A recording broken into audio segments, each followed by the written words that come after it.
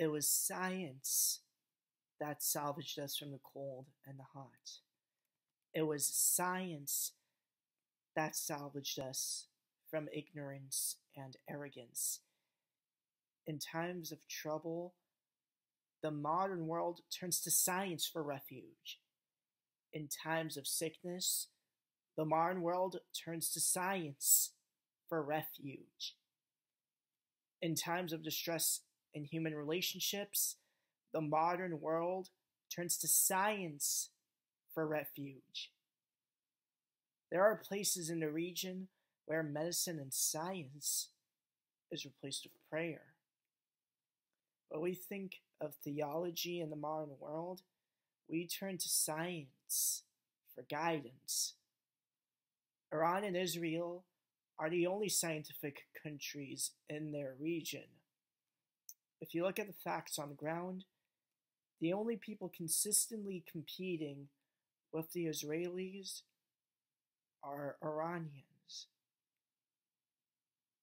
in relation to science, in relation to math. The only people whose nationals are doing anything on a comparable scale to that of Israeli nationals are Iranian nationals. Ask Netanyahu. He can vouch and attest to this. Iran is one of the very few countries where evolution is taught in public schools. One of the very few countries in the Middle East, I mean. Albeit the curriculum is a bit tweaked in order to accommodate the religious-minded students. People who finish high school in the country would complete their secondary school education, with a basic understanding of natural selection. When Muslims perform their pilgrimage to Mecca and Medina, when Shiites go to Karbala and Najaf, that piety comes from a scientific and rational faith. Salvation is in the hands of scientific Islam. The Ayatollahs of Iran, Khamenei in particular, have even publicly admitted that the world is going through fundamental changes that cannot be denied, and Iran and Israel and the regions of their orbit are the only states in West Asia that have made considerable efforts to adapt to the modern world, albeit on their own terms. You see this laptop I'm speaking to you from? That's an outcome of science. You see the first world living standards that most Western countries have? That's an outcome of science. Generations of scientific endeavors have produced the world we live in today. The way that Quranic recitations have been recorded for commercial purposes and the way in which calls to prayer in the Islamic world are announced via public speakers, and the way in which people in the region can call up their relatives and inform them of the casualties of the recent American bombings, your Facebook photo uploads of your Mecca pilgrimage, the way in which we book our tickets and flights, these are all outcomes of generations of scientific endeavors. Believers are indebted to science all the way to the Kaaba. Blind faith with no ayats has not brought salvation to anyone. Provide me a case debunking this. There's a reason why the Al-Baqarah surah speaks of people who say that they're believers, but are not, and deceive God and others, and in their hearts is a sickness, blind, deaf, and dumb. They won't return to the right path.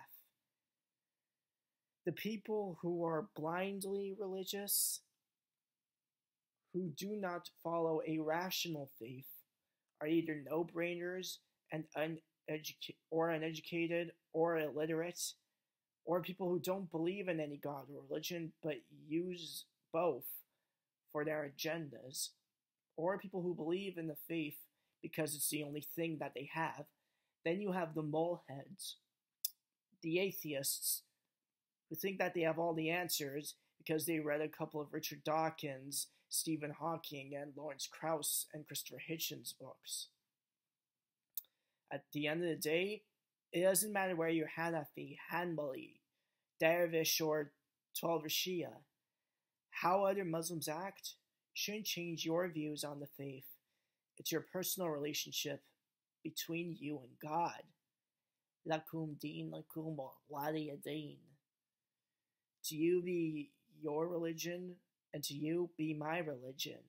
I do not worship what you worship, nor should you worship what I worship. The faith and religion of some desert dweller in a hut in Central Arabia has no collection or validity with a person from an urban center in Persia. The faith and religion of some camp dweller in Kandahar has no collection or validity with a person from Samarkand and Bukhara, or Iconium, i.e. Konya, or someone in Africa. If we are to recognize the one true God and the exalted God Almighty, the people that have insulted him the most are these dogs. They've revisioned God in their own image. The first time Mesopotamia was taken by the invading Arab forces, Muslim Arab forces, those Muslims had the honor of someone with a nomadic desert-dwelling mindset.